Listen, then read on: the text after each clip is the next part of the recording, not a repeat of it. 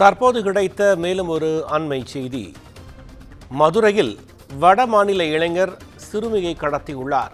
இது தொடர்பான தகவல்களை நம்மோடு பகிர்ந்து கொள்வதற்காக செய்தியாளர் அருண் இணைப்பில் இருக்கிறார். வணக்கம் அருண். மதுரையில் அரசர் அடியில் ஒரு வடமாநில இளைஞர் ஒரு சிறுமியை கடத்தியிருக்காரு. இது தொடர்பாக விரிவா சொல்லுங்க. நிச்சயமாக மதுரை மாநகர் பகுதியான அரசரடி பகுதியில் செயல்பட்டு வரக்கூடிய தனியார் மருத்துவமனையில் திருநகர் பகுதியைச் சேர்ந்த வினோத்குமார் என்பவரது 5 வயது மகளான வர்ணிகா என்ற குழந்தையை அவரது பாட்டி இன்று சிகிச்சைக்காக இந்த மருத்துவமனைக்கு அழைத்து வந்திருக்கிறார்.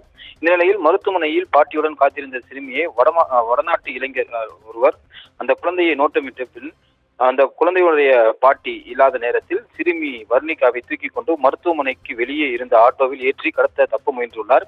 அப்போது குழந்தை கூச்சலிட்டதால் சுதாரித்துக் கொண்ட ஆட்டோ ஓட்டுநர் அக்கம் பக்கத்தினர் உதவியுடன் வடநாட்டு இளைஞரை மடக்கி பிடித்து விசாரித்தனர். முன்னுக்கு பின் முரணான பதில்களை அளித்த நிலையில் தொடர்ச்சியாக அந்த குழந்தைகளுடைய பாட்டியும் குழந்தை காணாமல் போனது குறித்து வெளியே ஓடி வந்து பார்த்தபோது வர்ணிகாவை கடத்த முயன்றது தெரிய வந்தது.